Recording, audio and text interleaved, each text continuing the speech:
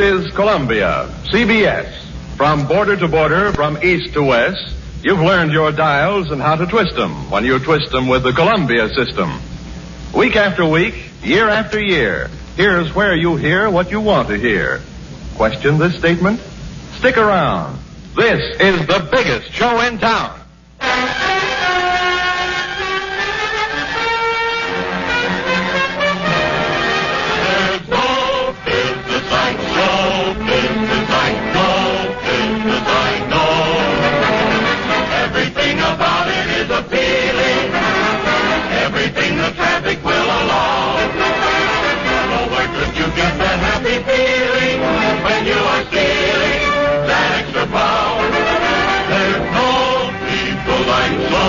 Columbia Broadcasting System and its affiliated stations present Stars in the Afternoon, a 90-minute preview of the biggest show in town, which again this year is yours for the dialing over the 159 CBS stations from coast to coast. In the next hour and a half, you'll hear Jimmy Durante and Gary Moore, The Family Hour with Patrice Munsell and Jack Smith, The Thin Man with Claudia Morgan and Les Damon, Bob Hawke, Blondie with Dagwood and Hanley Stafford, Hoagie Carmichael, Ralph Morgan for the Screen Guild Players, Vaughn Monroe and his music, House Jameson as the Crime Doctor, American Melody Hour with Bob Hannon and the Knightsbridge Choir, Stats Cotsworth as Casey, Crime Photographer, It Pays to Be Ignorant with Tom Howard, George Shelton, Harry McNaughton, and Lulu McConnell, Howard Duff as Sam Spade, Gene Hirschholt as Dr. Christian, Ann Southern as Maisie, Peter Lind Hayes, Paul McGrath as host of The Inner Sanctum, and William Keeley presents Virginia Bruce for Lux Radio Theater. Let's go on with the show.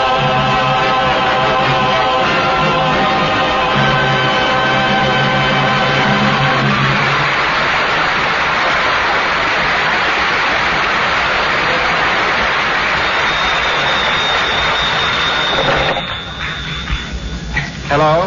Hello. Hello, who's this? This is Dinah Shore.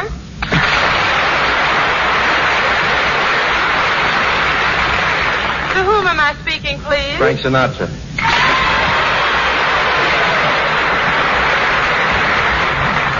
Who? Frank Sinatra. Would you spell it, please? S-I-N-A... What was the first letter? S as in sweetheart. As in what? Sweetheart. S-W... S what? I'm W. W as in wife. I didn't get that last word. I'm so sorry.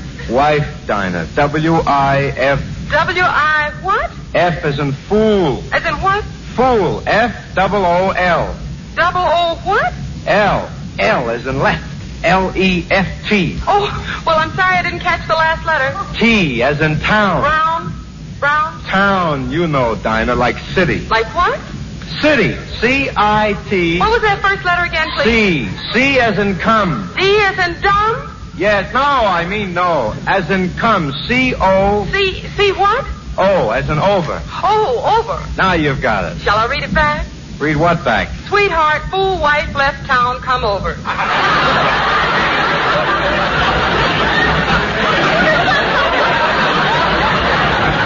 Will you pull yourself together, kid? To whom is the telegram going, please? Dinah, will you quit gagging? I'm a wreck. A wreck? Oh, it's Frankie. Well, see, this is a coincidence. I was just going to phone you. No wonder you didn't know who I was. Say, did you hear that list of big CBS names that are going to be on the Columbia Network in the next hour and a half? Nats, and I got news for you, hey. There's one name missing. Yeah. Mine. That's what I'm calling you about. Yeah, and since you and I are on Columbia every Wednesday night. Yeah, we ought to knock a couple of songs for him this afternoon. Something like, they say that falling in love is wonderful. It's wonderful, so they say. See, that's the idea. They can't leave you out of that show, They can't leave you out of that show, Get your hat and I'll meet you down at Columbia Broadcasting. Frank. We'll talk personally to Mr. Sisson. Okay, I'll see you in a minute.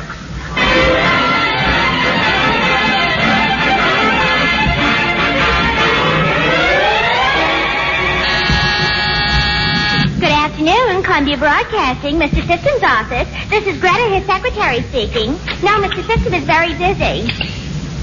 Pardon me, miss. Well, what can I do for you two? We'd like to see Mr. C.B. System. Oh, well, he's too busy to see anyone. Come back next week. But we're a couple of singers, and we... Come back next year. Hey, look, sister, Would you believe me if I told you this girl is Dinah Shaw and I'm Frank Sinatra? Look, brother, would you believe me if I told you I'm Greta Garbo? Would it get us in to see Mr. System if we did?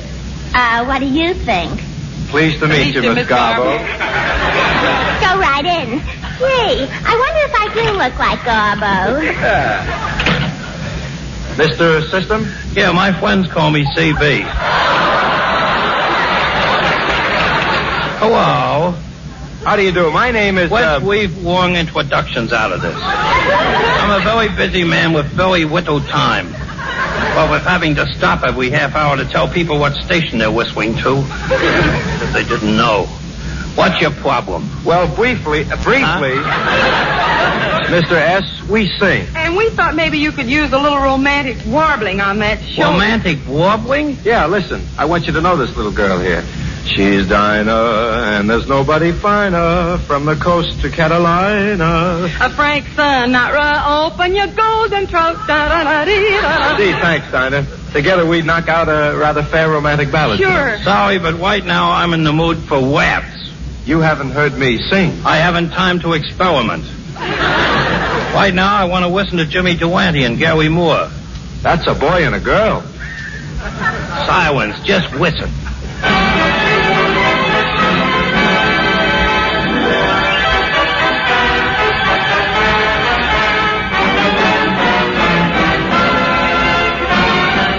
Yes, my friends, it's the nose and the haircut. And to start the ball rolling, we bring you, with no strings attached, a young man who has a voice like a violin, with no strings attached. And here he is, Gary Moore.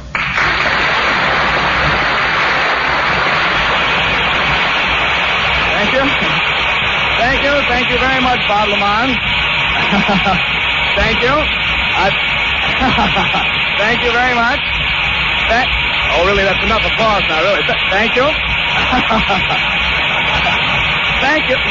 Mr. Pismo, that's enough. You can turn the record off now. Turn the record off, Mr. Pismo.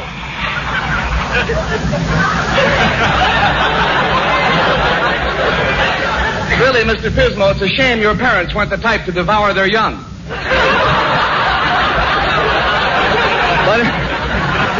But in any event, good afternoon, ladies and gentlemen, and a very happy September the 22nd to you all. I want you to know it's a real kick to be celebrating another great season of CBS programs. Of course, I haven't been on the air since CBS started, but I have been in radio since 1935, fixing battery sets and things like that. And it's always a thrill to see how radio has grown up in that time. Gee whiz, you take this magnificent studio here, for instance. Do you realize that at this very moment, ladies and gentlemen, you are sitting in washed air? I really mean that. If you look up there, you'll see some little grates on the front of the studio. You see up there? Well, Mr. William Paley, the president of the Columbia Broadcasting Company, sits up in there during the whole program and washes each piece of air that comes into the studio. And it's not only cool in here, it's clean, too. Well, they tell me that nowadays, particularly this studio, is completely antiseptic. We have germ-proof microphones, hermetically sealed control rooms, sterilized musicians, and before every program, we boil the announcers. You've got to admit that's a lot better than having the announcers go out and get boiled on their own. Or is it? Oh, come now, Gary. You haven't really been in radio as long as you'd like to make out. I haven't, Bob. Why, bless your little station identification. I started out, Bob, at the age of 19 as a singer with a very famous quartet. You've heard of High-Low Jack and the Dame? Yes.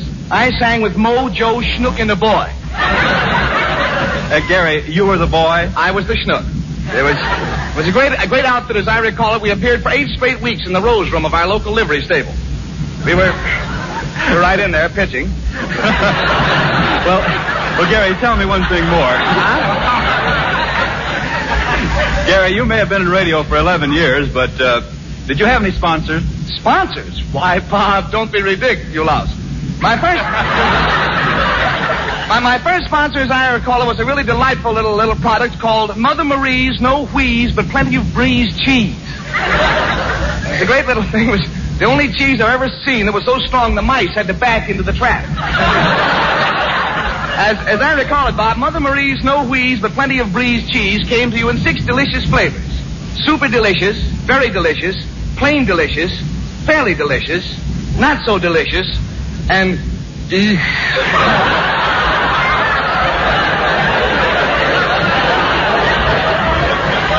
was a very, very, very happy association. Okay, so that covers local radio, but how did you get to be a star? Well, Bob, that was just plain luck. I was holding down a very poorly paid job in New York at the time. I was master of ceremonies in a jukebox. When fate leaned down and slugged me on the head with a golden wand. At least I thought it was a wand until I looked up, and surely enough, it was the nose himself, the one and only Jimmy Durante in person.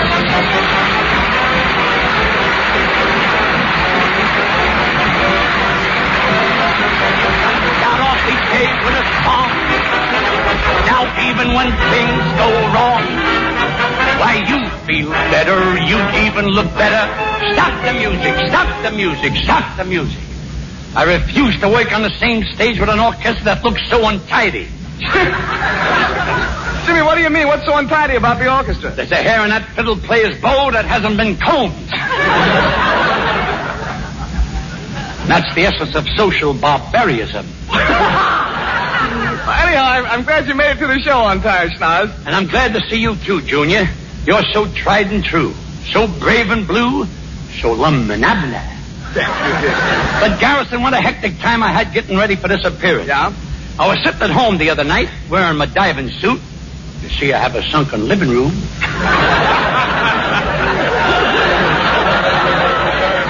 When I get the call from the president of CBS, he says, Durante, we'd like you to appear on our All-Star show, if you think you're educated enough. Oh, he didn't, Jim. What did you say to that? What could I say? To impress him with my intelligence, I nonchalantly spelled out cat. K-A-T-E. K-A-T-E, but Schnoz, that spells Kate. Kate is a girl's name. I happen to know this cat better than you do, Mr. Moore. But anyway, no sooner do I accept the invitation to appear than I'm surrounded by a quandary. I haven't got a suit that's fit to wear to the broadcast. Uh-oh. So early this morning, Junior, I runs around to my tailor, Rimsky Rappaport. Rimsky Rappaport, I say. And I says, Rappaport, you got to make me a suit within 3 hours. So he went to work with a vengeance. Well, the suit looks wonderful on you, Jim, but what's that lump in the back? That's Rappaport. He's still working.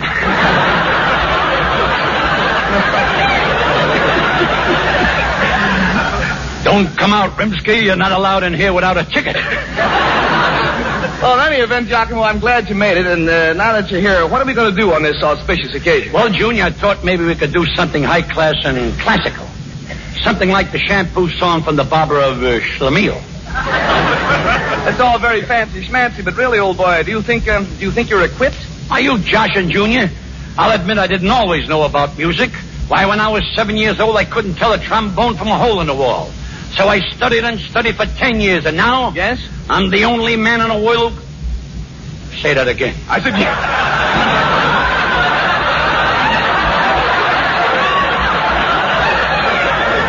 Will you bring Mr. Durante the script with a neon typing on it, please? Just a minute.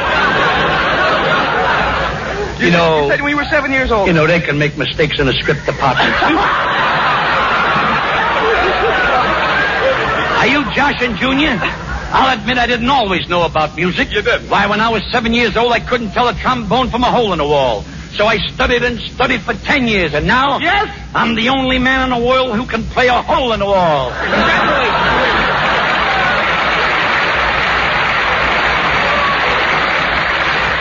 After I changed it sounded a little better. I'm ashamed of you, partner. Why, you're talking to a man who's got music in his blood. Which explains why my nose is shaped like a G-clef.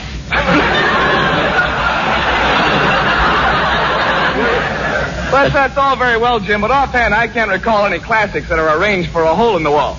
That means that we'd have to sing today, and that, you know, is out. Well, not of a necessary. I told you I got music in my blood, and I had. My uncle was a famous basso, and my aunt was a soprano. Messo? She certainly was, but she had a fine voice.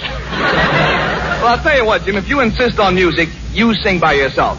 Meanwhile, I shall retire to the outskirts of Finland and listen for the finish. That's what I like about That's what I like about my boy. He's got so much faith in me. But I never let an audience down. Maestro, music for that radio concert debut of that Enement baritone, James Durante. My song for tonight, Chloe. Ladies and gentlemen, I should like to announce, as long as I'm here anyway, I should like to announce that Mr. Durante has sung this song many times before, but tonight he has had his nose lifted so that those of you in the balcony may hear him too. Carry on, James. Mr. Moore, you can let the audience draw its own concussions. We begin again, Maestro Gluskin. Ladies and gentlemen, I forgot to tell you, but after tonight's performance, Mr. Durante will also be available for fish fries, weenie roasts, and the unveiling of better class manhole covers. Excuse me, Jim. I wouldn't interrupt again if I was you, partner. That's liable to lead to a feud. We begin again, Maestro Gluskin. Just one other thing, friends. I forgot to tell you that Mr. Durante's selection today is entitled Chloe. Okay, Jim. My boy is tinkering with immediate oblivion.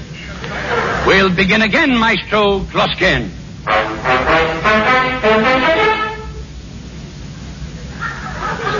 Well, Jim, what's the matter? It's no use, Junior. I'm a failure. Well, why, Jim? What's wrong? Now I can't remember the first word.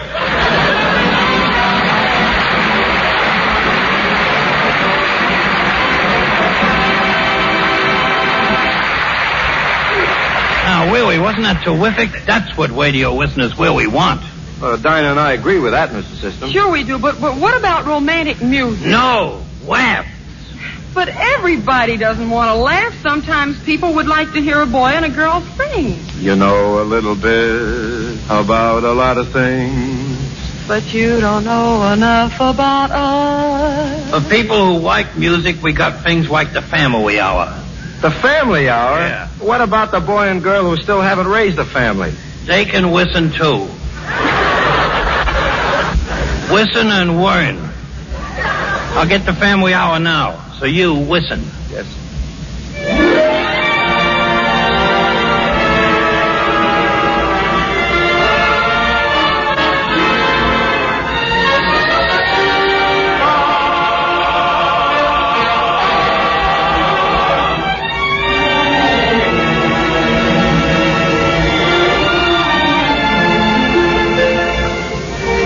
Good afternoon. This is Frank Gallup welcoming you to the Family Circle. Again, the curtains are drawn back on the family at home, and you're invited to share with us a typical Sunday afternoon musical vignette. Accompanied by Al Goodman and his famous orchestra, Patrice Munsell sings Sempre Libra from La Traviata, and Jack Smith and the male chorus sing Rica Pulpa.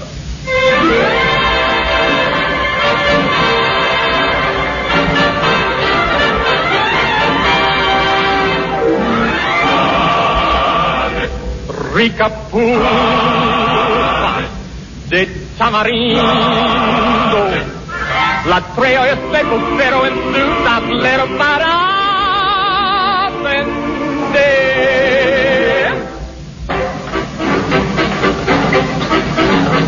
Pulpa, rica pulpa, es mi pulpa más sabrosa que la miel.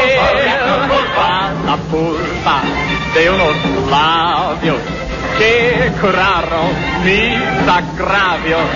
Con mi pulpa soy mi cartera, endulzando yo la paentera con azúcar de mi pulpa, rica pulpa, que es tan dulce como besos de mujer. Pulpa, rica pulpa. Ay, casarita rica pulpa de tamarindo por enero.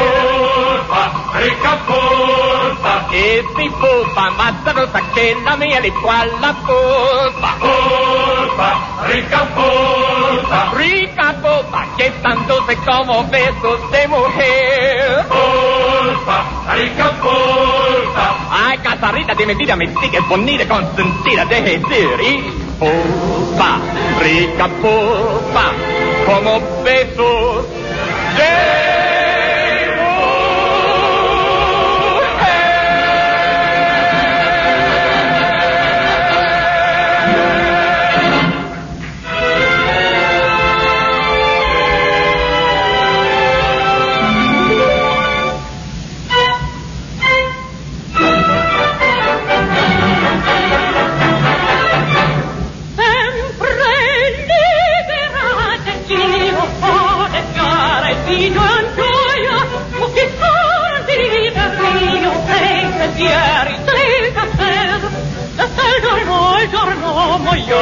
sempre lieta ne ritrovi.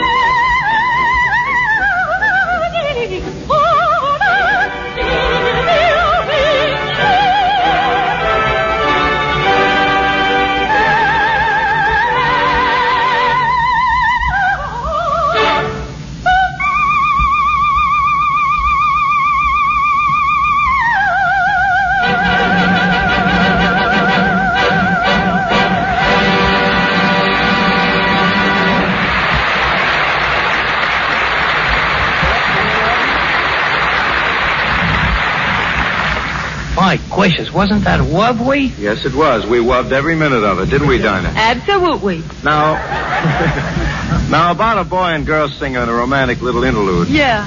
For instance, I say to Dinah, Yeah. love is the only thing. The one and only thing. Yes, Mr. S. Love is a song and smiles and kisses and laughter floating on long, lazy dreams. If you think that's what love means, Mr. Sinatra, you should listen to Blondie. Blondie? What's Blondie got to do with love and romance? Miss Shaw, the whole story of Blondie and Dagwood started on a long, lazy dream. But love isn't all peaches and cream. Love is learning to raise little kids together. Real love is like this.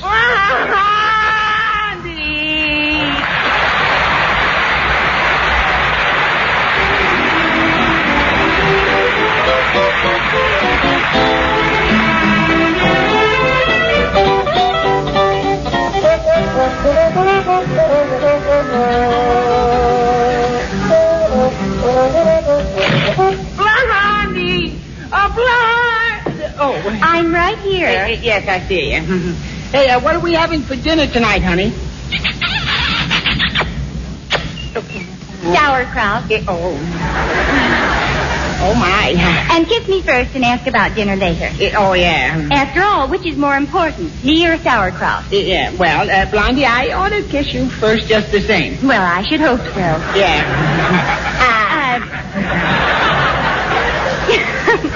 Dagwood, tell me, did you get Mr. Dithers to give you that raise? What raise is that?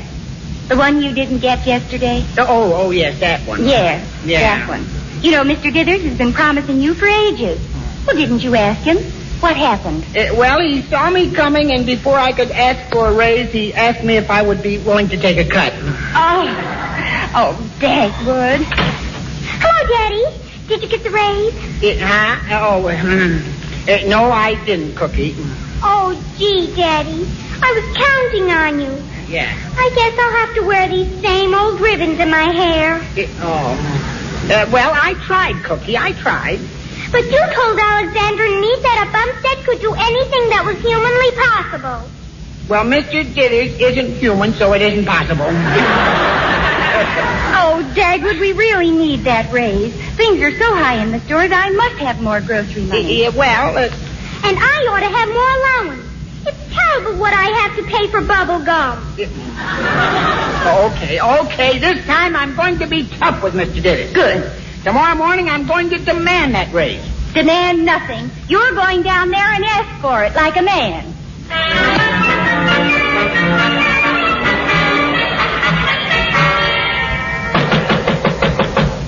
Oh, I say. It's Dagwood Bumstead, your valuable and brilliant assistant. Come in, BB Brain. Good morning, Mr. Dithers. No comments. Huh? Well, Bumstead, what's on that tiny, tiny thing we loosely refer to as your mind? Mr. Dithers, I want you to give me... My answer is no. But, Mr. Dithers, you didn't even know what I was going to say. I heard you say give, and that was enough for me. Yeah. How do you know I wasn't going to ask you to give me permission to introduce you to a gorgeous girl who's dying to be your secretary, huh? Oh, well. Go ahead and ask me then. Okay. Mr. Dithers, I want you to give me permission to ask you to give me a raise. Bumstead. Oh, that awful cackle. You sound like the mating call of a Rhode Island wren. Now get back to your desk. Mr. Dithers, I want to discuss that raise. Bumstead, you're going back to your desk. Oh, no, I'm not. Oh, yes, you are. Oh, no, I'm not. Oh, yes, you are. Oh, yes, I am. Oh, no, you're not. Bumstead. Cut that out. You get back to your desk or I'll run your little finger through the pencil sharpener. Mr. Dithers, there are other construction companies who are looking for good men. That has nothing to do with you. Yeah. And if I don't get that raise, I'm going to quit. Oh. So you'd quit. You'd run out on me for a few paltry dollars, all covered with germs. That's all you care for, poor old Dithers. Oh, now, wait a minute, Mr. After Dithers. the way I've treated you, too. Why, the Dithers Company has been like a mother to you. Just like a mother. And I've watched over you and helped you along and tried to do my best for you. And this is the gratitude I get. Well, I'm sorry, Mother. Mr. Dithers. I thought you were the one person whose loyalty I could count on. Yes. Well, you can, Mr. Dithers. Okay. I don't need that raise. Oh, Dagwood, old friend. Mr. Dithers, can I let you have a little money? Let's not overdo it, buddy. Oh, come in. Mr. Dithers, I've been listening outside the door, so let's get back to that raise again. Blondie, please.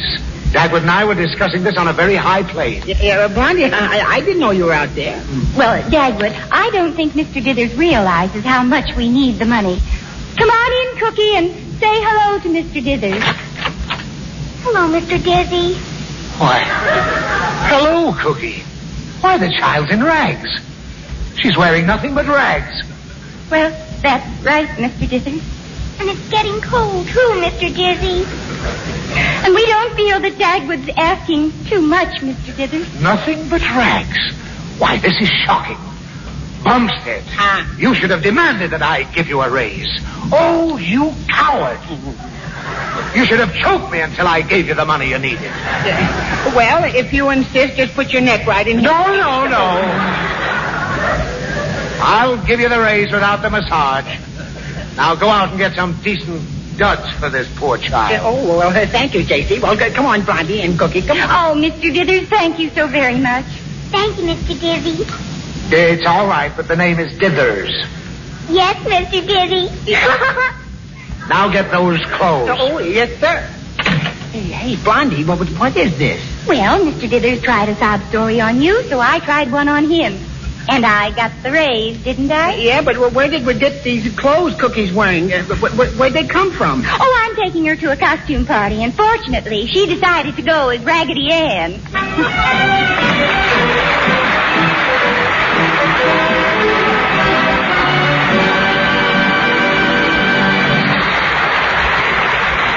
Great, Mr. System, great. Just peachy dandy. Yeah, Frank and I agree with you that that's love, but we stand for romance. We stand for dreams. We stand for stardust. Would you stand for Hoagie Carmichael? Hoagie's one of my better friends. Because here's Hoagie Carmichael at the piano. Well, what do you know? Hi, everybody. Frank and Dinah, and a deep bow to that old CB system. You know, this is sort of a personal preview for me because, well, just 4 weeks from this Sunday afternoon, I'll be right here on this network, sitting where I like to sit most, at the piano, with Georgia on my mind.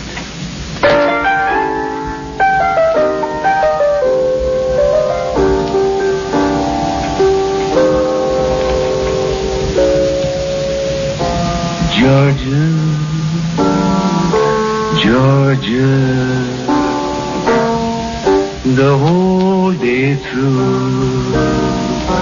Just an old sweet song keeps Georgia on my mind. Georgia on my mind each day. Georgia, my honey, a song of you comes as sweet and clear as moonlight through the pine.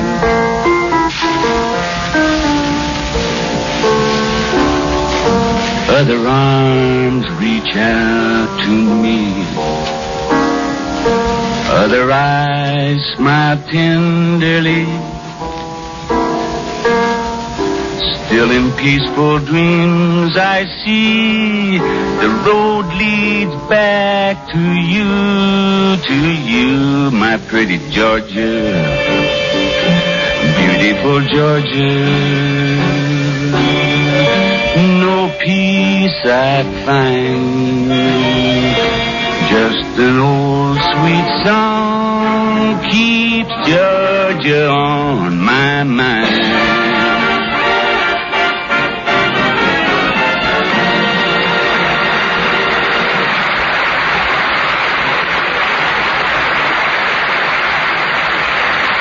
Loved every minute of it, Hoagie, didn't we, Dinah? You speak for me, Frank. Shh, please, silence. Silence, why? I'm listening for my cue. What cue? Every half hour, I tell the listeners what network they're listening to. Why? Why? I don't know. It's a rule in radio. You mean you're the man who No, don't say it, don't. You'll rouse up the network. You'll ruin me. I gotta wait for my cue. Now, listen. Stars in the Afternoon. A preview of the biggest show in town will continue for another full hour after a brief pause for station identification. Come in, Mr. System. Yes, sir. This is CBS, the Columbia Broadcasting System. Oh, Mr. Sissy, you were just wonderful. Oh, I just heard what network it was. I heard you just as plain as if I were in the next room, which I was. Oh, you were. The switchboard is simply flooded with calls. Really? You're being deluged with compliments, showered with praise. You're the reigning favorite. I get it. He's all wet. Yeah! Now, let me see. Where was I? I'll tell you where you were, Sisty, old boy. You were just about to put Dinah and me on your all-star show. And as we said, what your show needs, CB, is romance. Why? Why? How about this? How do you like this? Yeah. That's a swell reading. A guy who asks why the world needs romance. What kind of a world would it be without a boy somewhere singing to a girl, I'll be loving you always. With a love that's true always. Well, I hope you'll be very, very happy. Please, excuse me now. Now, look, creep, without romance, there'd be very little to live for in this world. Romance is the very heart of all world progress. All dreamer. You can't tell me anything about Dwemer. We have the best on CBS. Why, when Monday night rolls around, I can hardly wait to hear this familiar theme. Take it away.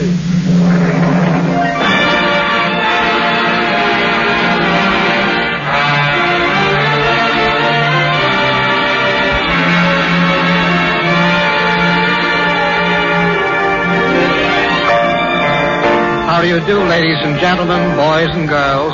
This is Ralph Morgan, Vice President of the Motion Picture Relief Fund, reminding you that the music you hear in the background is the theme of our Screen Guild Players. We're extremely proud of it. When the Screen Guild Players went on the air, it was only natural that we should choose motion picture music for our signature. The main theme from the Warner Brothers picture, Four Daughters. We like to think that the Screen Guild Players program has given this melody a wider life under the title Symphonie Moderne.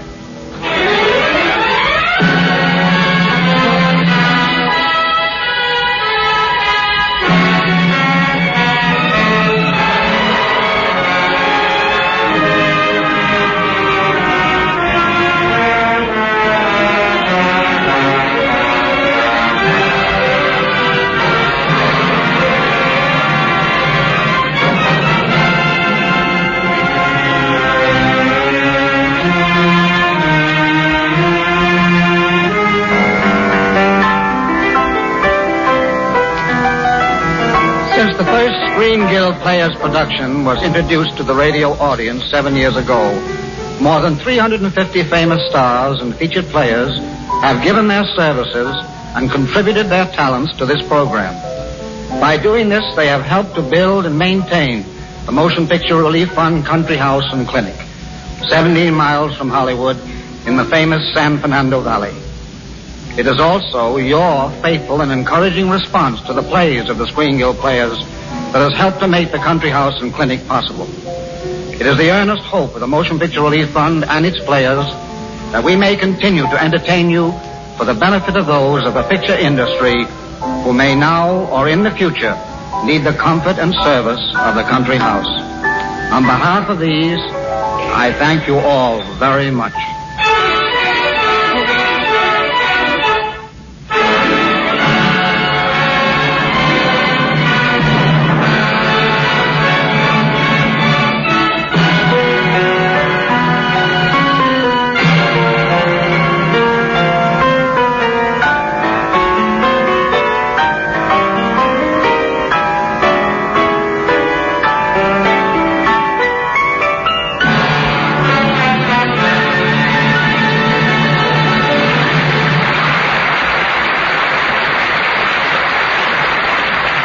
Consider that very, very nice, don't you, Mr. I don't believe you told me your name. Only 7 zillion times. I'm Frank Sinatra. Oh. This little girl is Dinah Shore. How do you expect to put on a big special broadcast without a romantic boy and girl is a mystery to me. Mysteries, that's what I like. You do? Yeah. Ah, sweet mystery of life, at last I found you. You know, we got the best detectives in radio on our network. Yeah. And here's a mystery so tremendous, terrific, and baffling that we're calling in all our star detectives to solve it. Listen. Calling all stars. Calling all stars. Crime Doctor, the host of Inner Sanctum, Sam Spade, Casey Crime Photographer, the Thin Man. Wake up and go at once to the home of Edward Dismukes Mayhoff, wealthy sportsman whose life has been threatened. Hurry on over. If you don't hurry, it'll be all over. Over.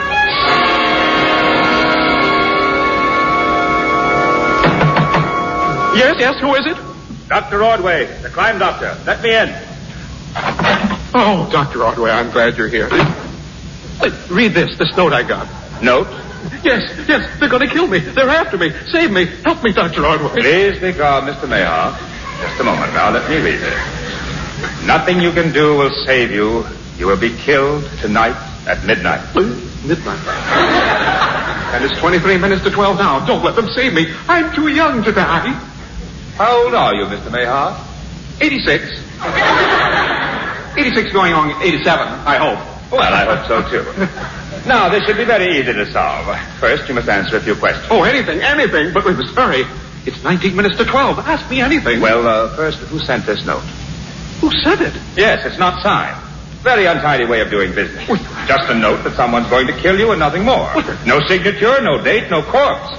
Come, Mr. Mayhoff. I must say you're not being very cooperative. Well, I'm sorry, Dr. Ordway. I know there should have been more clues, but I only got the note a half an hour ago. I didn't know what I was doing. My life was at stake. A flimsy excuse. Well, I didn't know which way to turn. I called every detective I could think of. Why aren't they here? Oh, there's somebody now.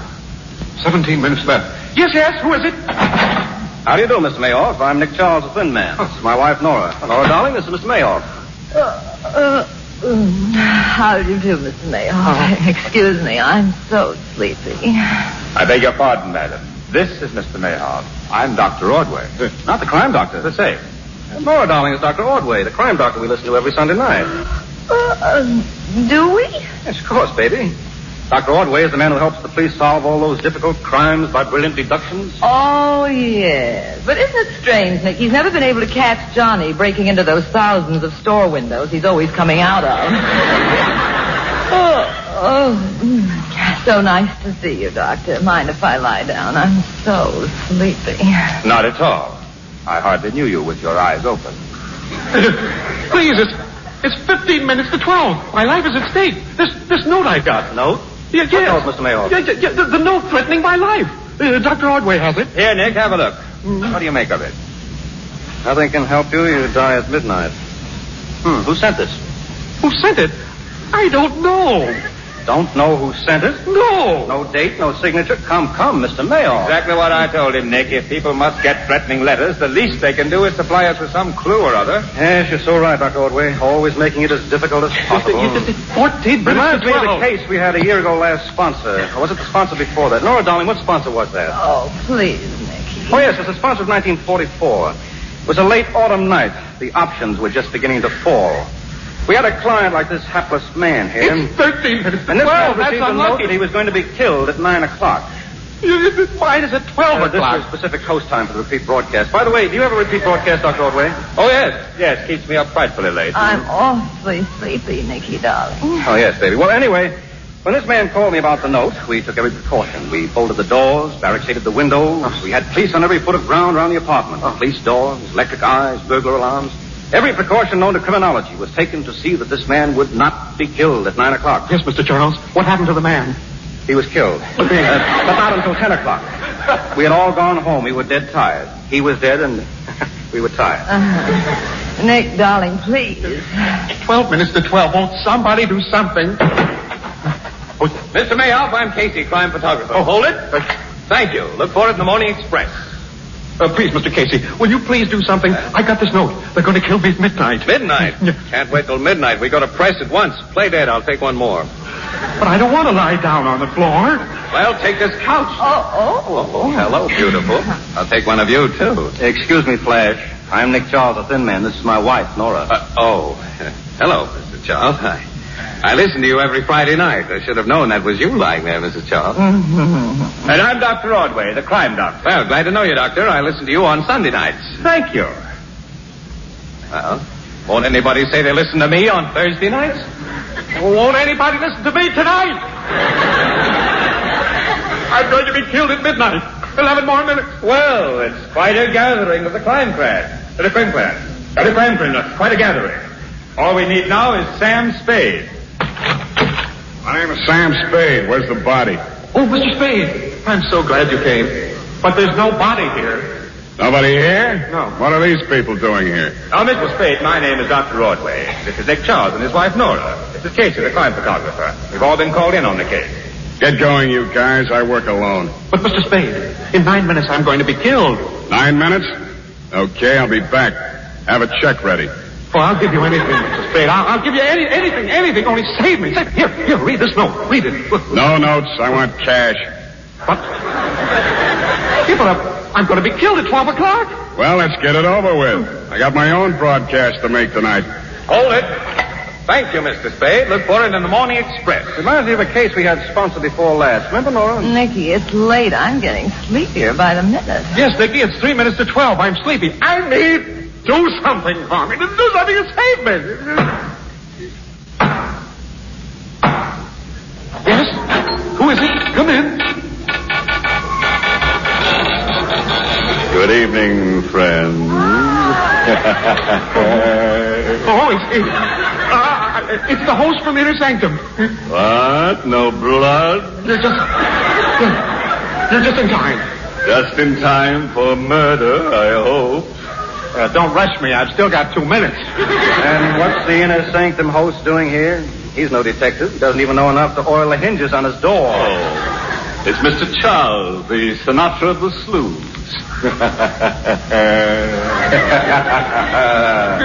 How do you do, Mr. Host?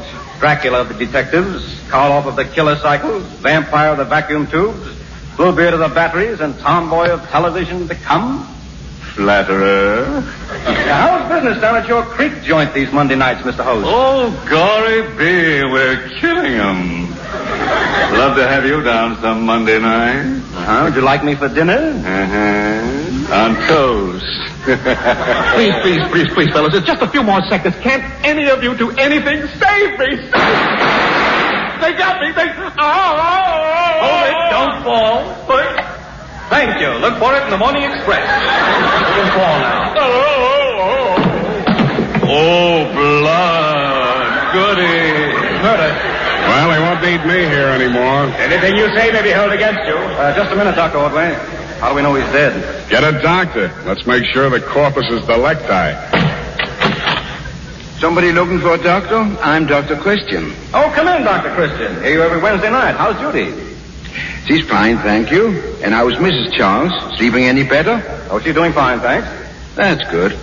That'll be $5. $5? Well, that's say my... $5? Yeah, that's my regular fee for calling on the sick. What's your regular fee for calling on the dead? I'm sorry, I don't understand. We think your patient is dead. So fast? I just got here. We think he was dead before we called you. My fee is still $5. Well, there's a chance he may not be dead. And if I find he's not? He'll pay you the $5. Here he is. Very well. No pulse, no heartbeat, no blood. He's dead, isn't he, Doc? Not necessarily.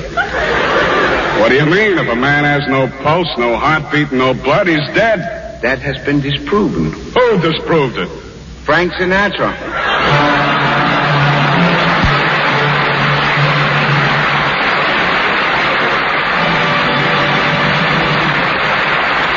That's what I like. Give me a good chewer-doer every time. Darn it, baby. Why do we bother with this creep? The only music he likes is Stone Cold Dead in the Market. Listen, my thin friend, on CBS we got some of the best music in the world. Well, now we're getting somewhere, and that's what Frank and I are here for. Well, if you came here for good music, how about listening to Vaughn Monroe? Vaughn Monroe? You mean the man with the muscles on his vocal cords? That's the guy. He's on Columbia every Saturday evening, but I can get him for you right now. Oh, goody. Racing with the moon.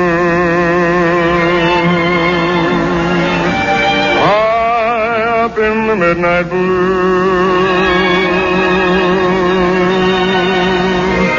and then all too soon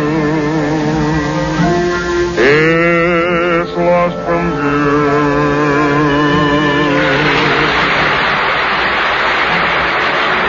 Good afternoon, this is Vaughn Monroe.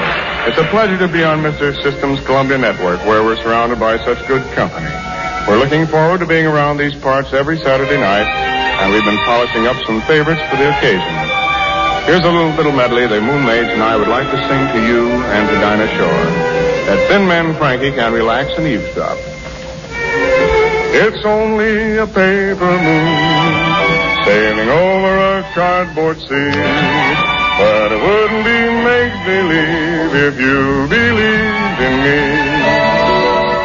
Yes, it's only a canvas sky hanging over a muslin tree, but it wouldn't be make-believe if you believed in me. Without your love, it's a honky-tonk parade. Without your love, it's a melody played in a penny arcade. It's a Barnum and Bailey world, just as phony as it can be. But it wouldn't be make-believe if you believed in me.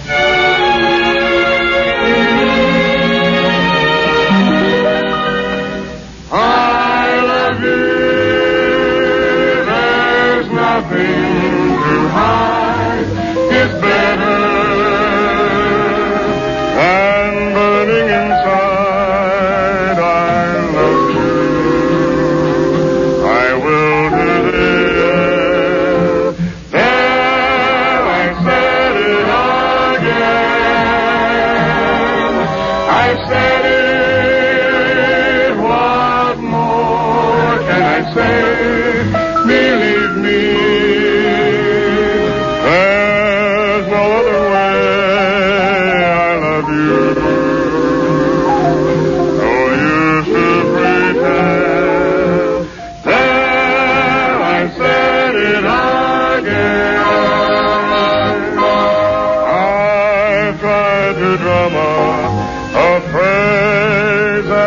All that I feel for you.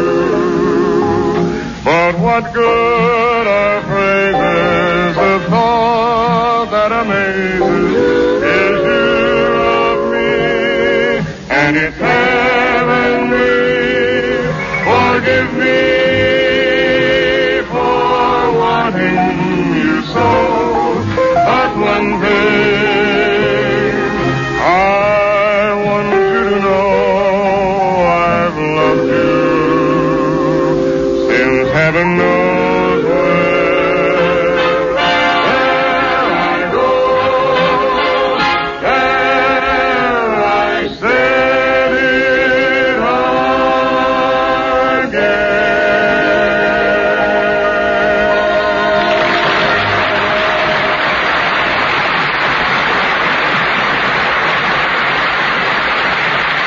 Well, now, my young friends, how did you like Monroe's singing? Great. And I like his doctrine, too. May I say that I consider that much worse than hilarious? Now, look, Dinah and I didn't come here to amuse you. The point we're trying to make is that you need us. Why? There's a spot in every show ever written where a boy and a girl are at the tag end of the day at the beach. They're sitting on a bench in the moonlight, waiting for the last bus home, and he says, "In our little penthouse way up in the sky, with hinges on chimneys for stars to roll by, a sweet slice of heaven for just you and I." Frankie, you know I believe in you, don't you? Honest, honey? Gee, that gives me a lot of confidence, darling. Confidence to ask you something that, Yeah? Well, I'm listening, Frankie, and I think you know the answer. Well, okay, honey. Put your head on my shoulder. Okay. That's right. Now look up at that great, big, old, knocked-out moon. Yeah. And I'll try to ask you what I've been trying to ask you all evening. Yes, Frankie? Well, here goes. Have you got bus fare home?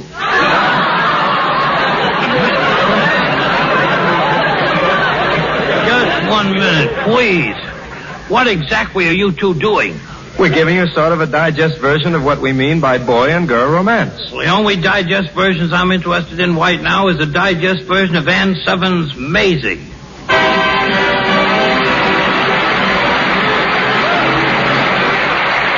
Every Friday night on CBS, it's Maisie.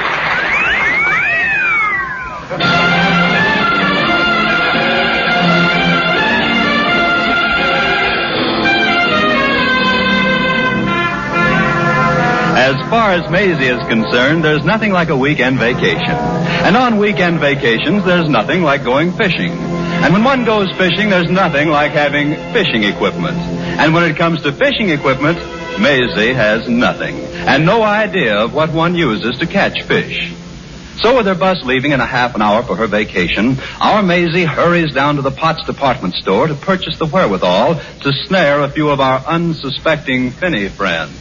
Good afternoon, miss. Can I help you? Good afternoon. Yes, sir. I would like something to catch fish with. Mm-hmm. Well, how about a rod? A rod? I want to catch fish, not shoot them. Oh, that's a good way, too. Didn't it? Well, I also need a reel and one of those cork things that float and a hook. And how about a line? Certainly, and you must write to me, too. I'll do that. Now, miss, here's a nice rod that's all rigged up. Well, it's the right shade, but it doesn't seem very strong. Oh, but it is, miss. Just try casting with this rod. Well, I don't mind if I do. Just a short, gentle cast. We're in a store, remember. Okay. Here goes. 1, 2, 3.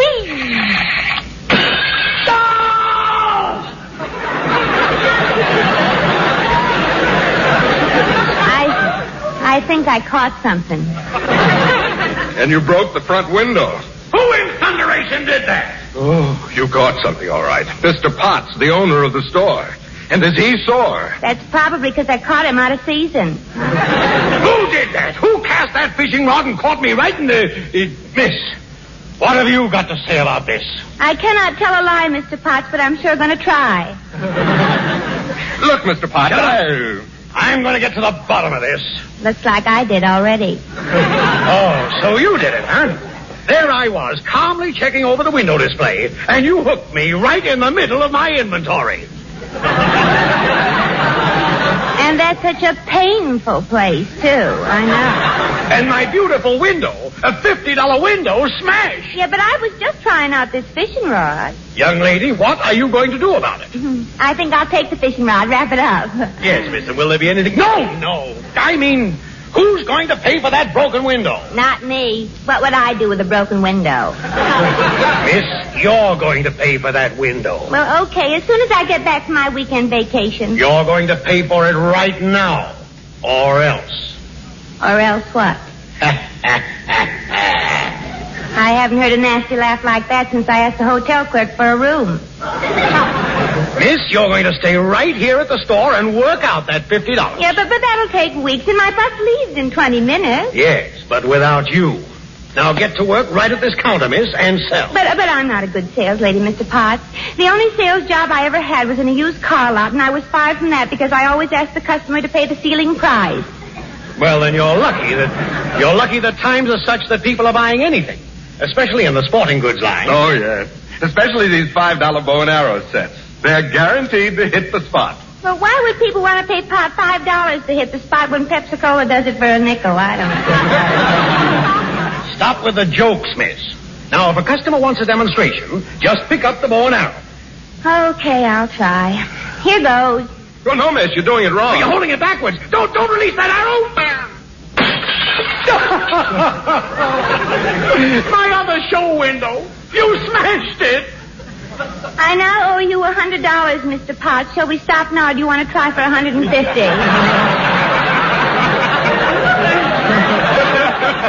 Goodbye. Come back here, miss. I'm going to make you a sales girl and pay off that $100 or die trying. You'll be sorry. Now, let's pretend that I'm the customer.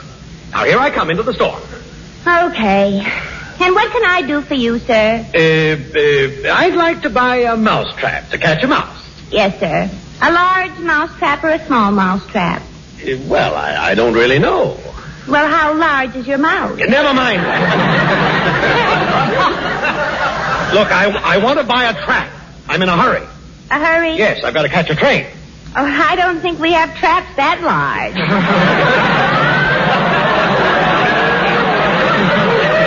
All right, forget it. Now, I'll come in again.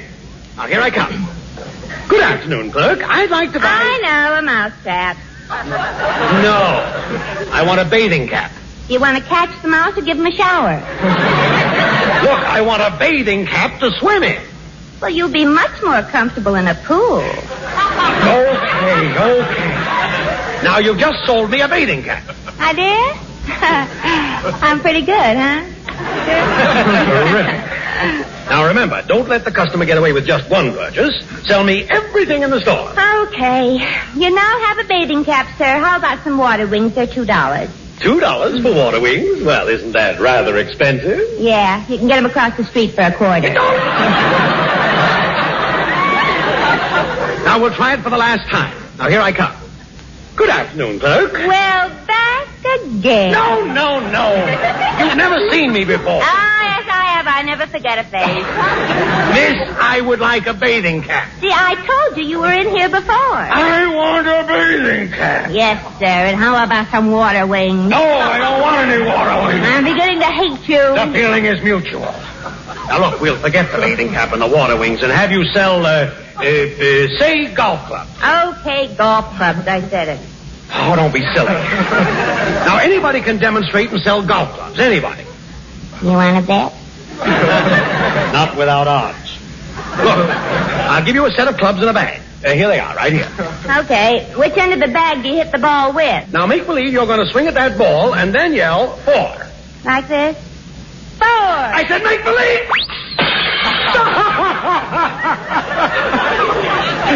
Miss Revere. I know. I shouldn't have said 4, because so far I've only broken 3.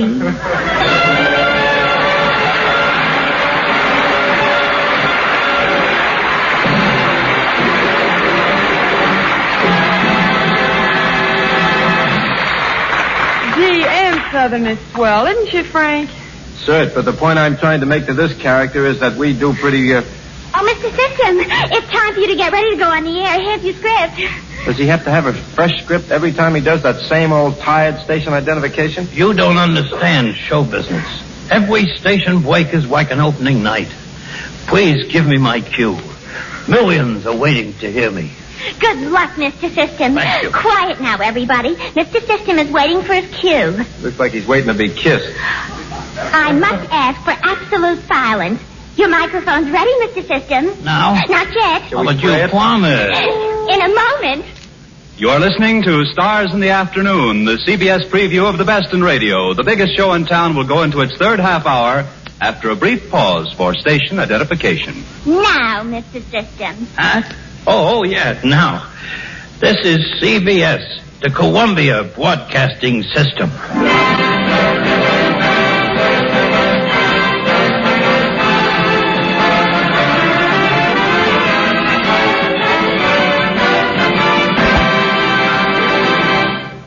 Mr. System, I think you're taking your work much too seriously. Why don't you do it lightly, tongue-in-cheek? Tongue-in-cheek? Gee, I wonder how that would sound. This is CBS. I wouldn't do. They wouldn't understand me. And you don't understand me.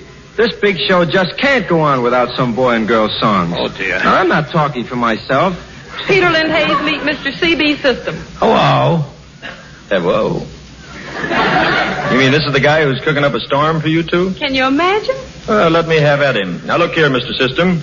Would you pass up the chance to have a man sing on your show who is as good as Bing Russell or Andy Crosby? Even Singing Sam, for that matter. Really?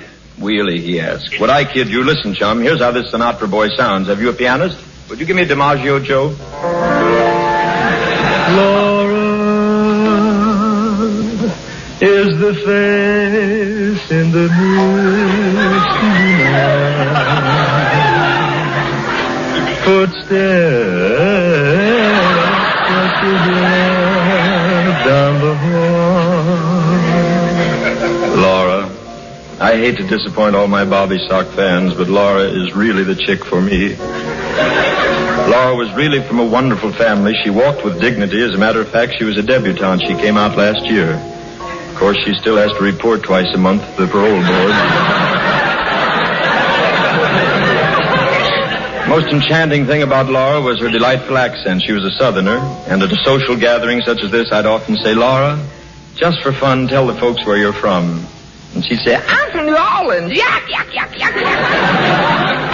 That's the way she used to talk, all over her mouth. But whenever I'm lonely, which is often lately, I can always picture Laura silhouetted against the lovely southern moonlight as my boat pulled away from the levee. There she stood in her little gingham dress with crinoline pantaloons and an Adam hat. What a character. To coin a cliche, her eyes were like limpid pools. They sort of met at the bridge of her nose, and then they crossed.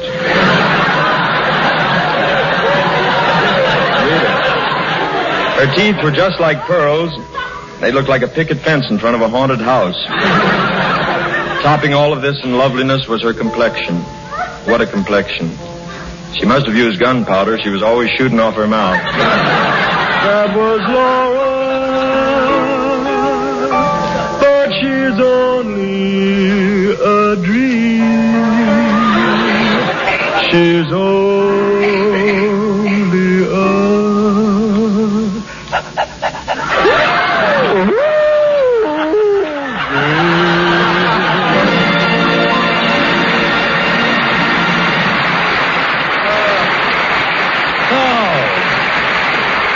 So that's what Frank Sinatra sounds like. Sure is. I knew I was right.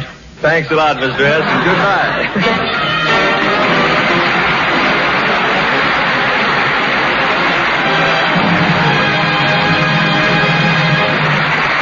That was very amusing, but now I'm in the mood for some romantic music. Hey, Dinah, did you hear that? We sold him. What would you like to hear, Mr. System? What would you like to hear? The American Melody Hour. American Melody.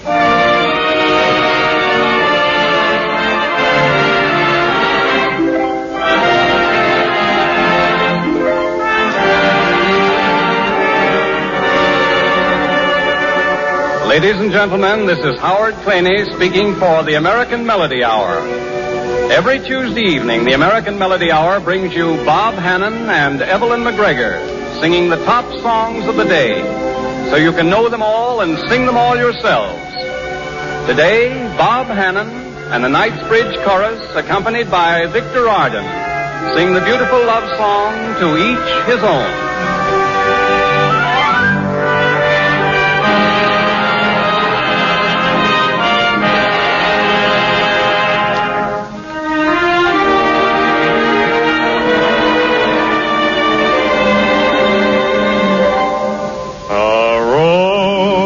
Must remain with the sun and the rain, or its lovely promise won't come true.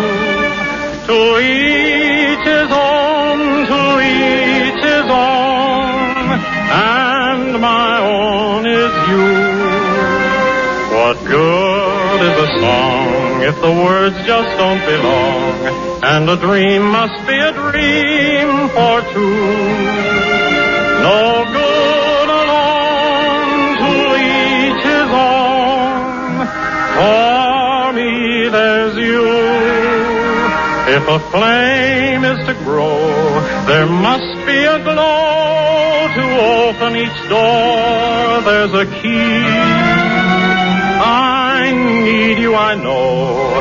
I can't let you go. Your touch means too much to me. Two lips must insist on two more to be kissed, or they'll never know what love can do. To each his own, I found my own, one and only you.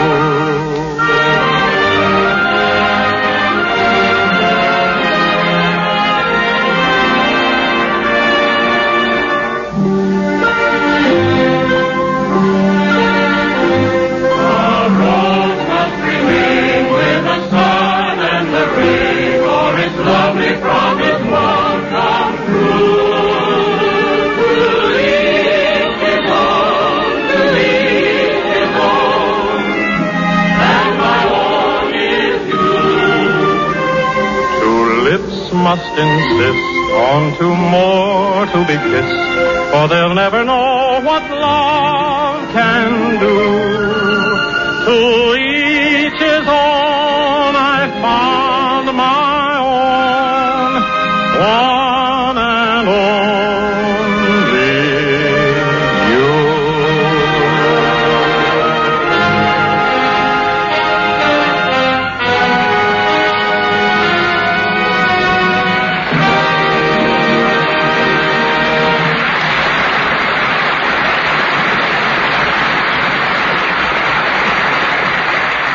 Gee, that was swell, Mr. System. Now, how's for Dinah and me singing an intimate little ditty? Yeah. Will you please stop talking about singing?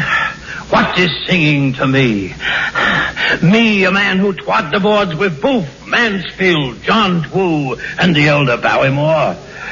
So what? I trod the boards with the elder Dorsey. I must ask you to stop bickering and either listen or weave. Listen to what? Mr. William Keeley of the Wux Radio Theater. Well, look, what if I don't want to listen to Mr. Keeley? Mr. Keeley has Virginia Pools with him. Step aside, Dinah. I'd love to listen to Mr. Keeley.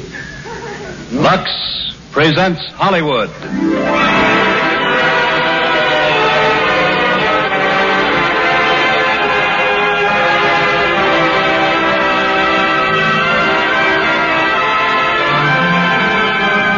For 12 years, going on 13, that theme has been your welcome to the world's most popular theater, the Lux Radio Theater, presided over every Monday night by one of Hollywood's most talented and genial personalities. Ladies and gentlemen, your producer of the Lux Radio Theater, William Keeley.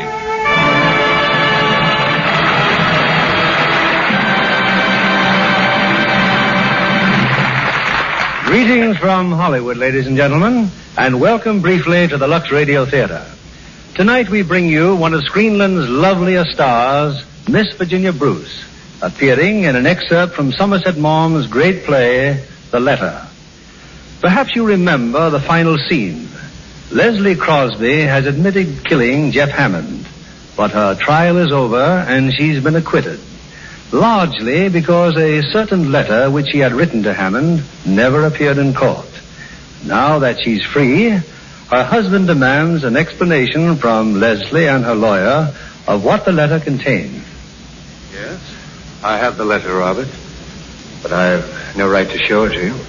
That letter cost me every penny I had in the world. And you tell me I can't even see it. Let him see it, Howard. Very well. Thank you.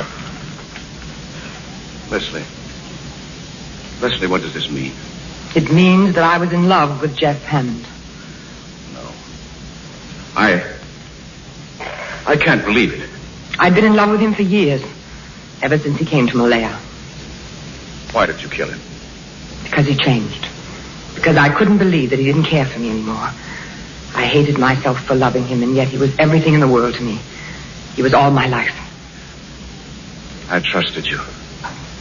I loved you. And then I heard about the native woman he had married. He had left me for her, and I couldn't believe it. I wouldn't believe it. At last I saw her. I saw her with my own eyes, walking in the village with the bracelets and the jewels he'd given her.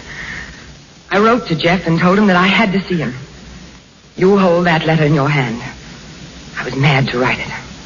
But I didn't care. I hadn't seen him for 10 days. Hammond was rotten through and through. He always was. We'd always been so careful. He always tore up any word I wrote to him. How was I to know he'd leave that one? That doesn't matter now. He came and I told him I knew about the other woman. He admitted it was true. He said he was glad I knew, that now at last I'd leave him alone. He said things to me that I thought it impossible a man could ever say to a woman. Cruel and vile. And then I don't know what happened. I seized the revolver and fired. He staggered and rushed for the veranda. I ran after him and fired again. He fell, and then I stood over him, and I fired and fired and fired till there were no more cartridges. Have I deserved this of you, Leslie? No. I have no excuses to offer. I betrayed you. What shall I do now? What shall I do? Oh, if I could only blame anybody but myself. But I can't. I deserve everything I have to... Robert, where are you going? I don't know. There's no need for me to make an exhibition of myself here. I'm sorry. He's going to forgive you, Leslie. He can't do without you. It's a pity you don't love him. But I still can make him happy. I swear I'll do everything in the world to make him happy. It's not easy to live with a man you don't love. You've had the strength and courage to do evil, Leslie. Maybe you'll have the strength and courage to do good. That will be your retribution. No, that won't be my retribution. I can do that and do it gladly. He's so kind, he's so tender. My retribution is greater. With all my heart, I still love the man I killed.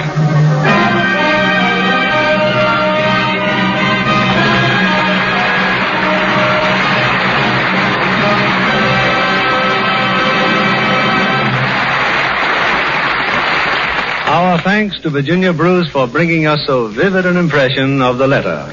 It was a pleasure to be with you, Bill.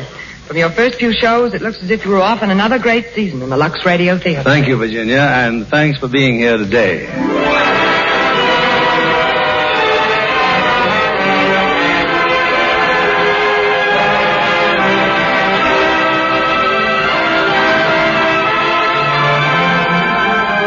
This is William Keighley, inviting all of you to be with us every Monday night when Lux presents Hollywood, its greatest plays, its greatest stars. We hope you'll join us.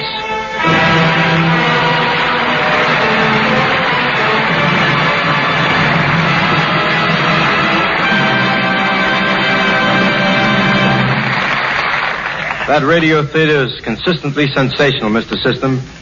And as if you didn't hear this before, where would they get without romance? A boy and a girl. Or even just a boy. If you don't let Frank Sinatra sing on your program, your attitude is plain downright ignorant. Yes, sir. Well, now listen, sometimes it pays to be ignorant.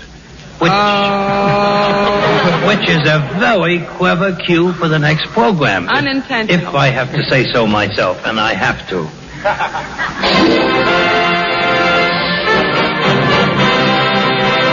What is alimony? Alimony is when two people make a mistake and the other continues to pay for it. Correct. Pay that man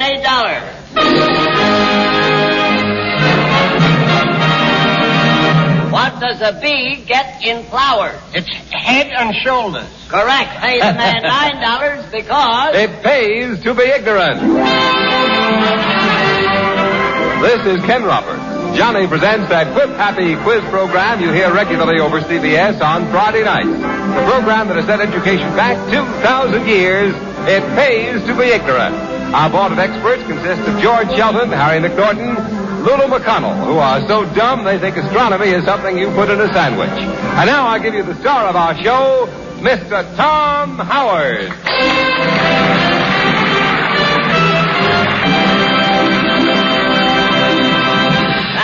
And good afternoon. afternoon, ladies and gentlemen. The first question before our board of ex-jerks, I should mean experts, concerns radio. Here is the question. Yeah. What major network is recognized by the letters CBS? Mr. Howard, would you mind repeating the question? I'd be glad to. What major radio network is recognized by the letter CBS? Mr. Howard, what do the letters stand for? That's what I'm trying to find out. Well, why don't you call up the radio station that used those letters and ask them? Mr. Shelton, you took the words right out of my mouth. If you'd been a little quicker, you'd taken my teeth, too. Mr. Sheldon, do you know anything about radio? What do you mean? I was on the radio last night. I was on the program with a beautiful blonde, but I got mic fright. You got mic fright? Mike was her husband. Yeah. You know, Mr. Howard, I was on the radio. Yeah? The show was at an army camp. I sang, "Darling, I am growing older." Fine. And you know, after the first few bars of the song, they tried to stop me. Try to stop you from singing? No, tried to stop me from growing older. I see. Speaking about songs, I wrote a new song yesterday. Yeah, what's the name of it? Don't put pretzels in the refrigerator. That's Don't Put Bananas in the Refrigerator. I know. I gave it a new twist. All right. And can we please get back to the question? It's about radio. I like to get in television. Oh, television may be all right, but it'll never replace the old-fashioned keyhole. Do you think I look good in television? What part of you?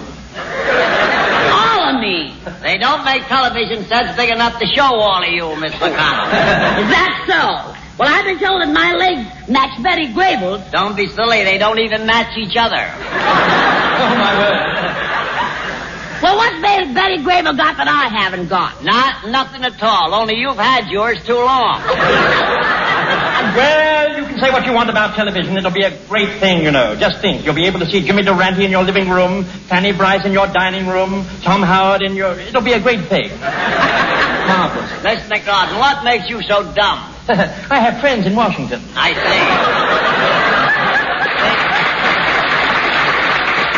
The question is, what major radio network is known by the letter CBS? I don't believe any of you know anything at all about radio. What are you talking about? I told you I did. I make a living on the air. You make a living on the air? Yeah. What station? Regan service station down at Seabright. I see. I check tires. I see. That's fine. My old man and I are going on the radio. One of those husband and wife programs. Oh, really? Really? Have you got a sponsor? Yeah. Bixley's Corn Plaster.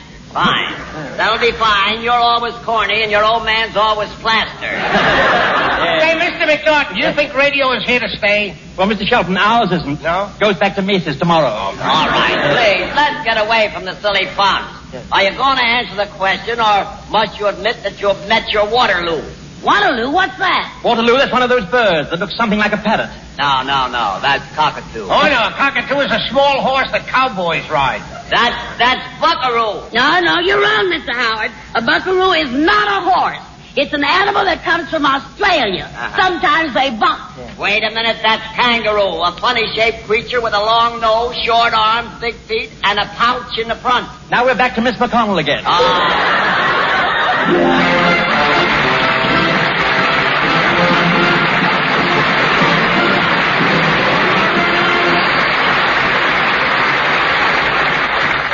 Oh, gee, that was great entertainment, Mr. System. A laugh's a laugh, but we still feel there's not enough romantic singing on the radio. We sing. You know, your voice sounds very interesting. You might make a good announcer. Who wants to be an announcer? Stop arguing. Here's a little 2-line announcement. Read this and put what's oomph into it. Okay, here goes. Look, no hands. Gee. Every Monday night, CBS brings you the Bob Hawk Show, featuring that fast-equipped master, Bob Hawk. This afternoon, the biggest show in town brings you Bob Hawk in a more serious vein. Thank you, Frank Sinatra, and good afternoon, ladies and gentlemen. I'd like to light up the letters CBS and tell you what they really stand for. C stands for Columbia, and Columbia is people. People from every state in America. Main Street, Broadway, Hollywood and Vine, Brown and Elm. Yes, people from many of the nations around the great globe itself. The conductor of the famous Hour of Charm Orchestra, Phil Spitalny, was born in Russia. So was Al Goodman, maestro of the Family Hour. Artur Rodzinski, musical director of the New York Philharmonic, grew to love music in Poland and Vienna. Gene Hersholt, Columbia's Dr. Christian, came from Denmark. And Tom Howard claims County Tyrone, Ireland as his birthplace. I could name many more stars, writers, producers, and technicians at Columbia, who brought gifts to America from lands across the borders and seas. As for those who were born in this country, well, just name your own town or city, and chances are some member of the Columbia family walked its streets or stood up to recite in its classrooms. Frank Sinatra used to be a sports reporter in Jersey City. Dinah Shore once sipped chocolate sodas in a Winchester, Tennessee drugstore. Jimmy Durante shined shoes on New York's Lower East Side. Vaughn Monroe worked in a rubber plant in Jeanette, Pennsylvania. Gene Autry is no Hollywood cowboy. He actually punched cows in Tioga, Texas. And Robert McGregor Hawk, alias the fellow who's talking to you now, was born in Creston, Iowa, brought up in Weatherford, Oklahoma, and carried mail, jerked sodas, and tried to sell vacuum cleaners in Chicago. Yes, C stands for Columbia, and Columbia is people who work at the business of broadcasting just as you work in a steel mill, factory, office, on a farm, or at home. And that's what the letter B in CBS is for, broadcasting. The broadcasting not only of incomparable entertainment, but also of news, religious services, and programs that help you to understand the vital issues of an ever-changing world.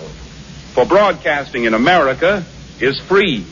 And free broadcasting means that you and I can hear what our different backgrounds and tastes say we want to hear. Not that there isn't room for improvement. There always is. Radio can be made richer. It can meet the growing needs of a people young and upward reaching. And this season, and next, and the season beyond that, you can be sure that the people who make Columbia will be working to make broadcasting better under the system that represents the letter S in CBS, the American system. Thank you, and good afternoon.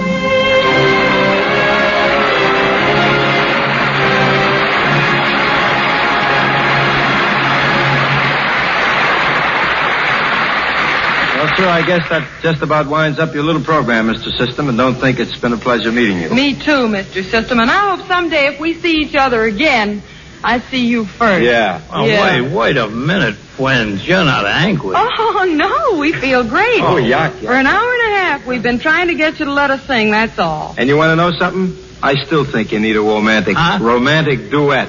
You want to know something? You've almost convinced me you're right. Almost? Uh-huh. Well, what do we have to do to really convince you? Yes, what would convince you that you do need a romantic duet? Well, I'd have to hear you first. Now you're getting somewhere. How about tea for two? Maybe waiter, sing first. Oh, this is it, Frank. Let's not fool around any longer. I'm discontented with homes that are rented, so I have invented my own. Darling, this place is a lover's oasis where life's weary chase is unknown. Far from the cry of the city where flowers pretty caress the streams, cozy to hide in, to live side by side in. Don't let it abide in my dreams. Picture you upon my knees, just tea for two and two for tea, just me for you and you for me alone. Nobody near us to see us or hear us, no friends or relations on weekend vacations. We won't have it known, dear, that we own a telephone.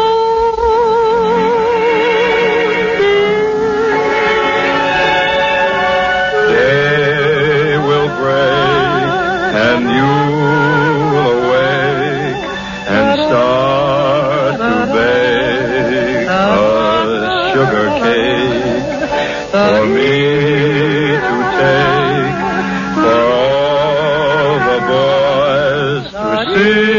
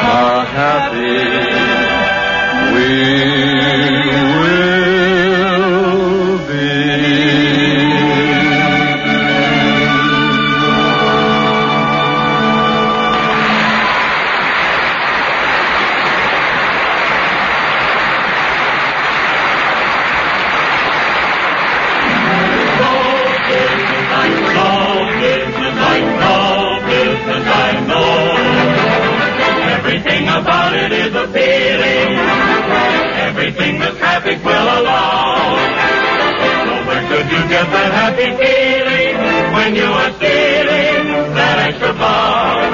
There's no people like so people make smile. You have just heard Frank Sinatra and Dinah Shore, Jimmy Durante and Gary Moore, Ralph Morgan for the Screen Guild Players, The Family Hour, The Thin Man with Claudia Morgan and Les Damon, Bob Hawke, Blondie, Hoagie Carmichael, Vaughn Monroe and his music, House Jameson as the crime doctor, The American Melody Hour, Stat Cotsworth as Casey, crime photographer, It Pays to Be Ignorant, Sam Spade featuring Howard Duff, Gene Hirschholt as Dr. Christian, Ann Southern as Maisie, Peter Lind Hayes, and William Keeley presenting Virginia Bruce for the Lux Radio Theater.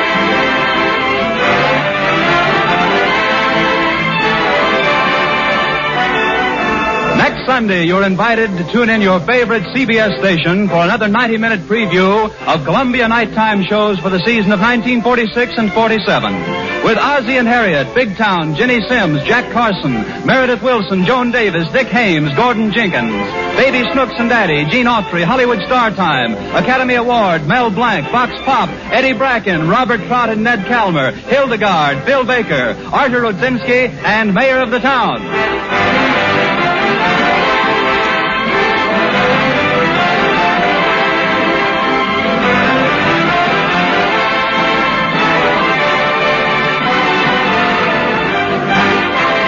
Stars in the Afternoon was produced and directed by William N. Robeson and Robert Louis Cheon.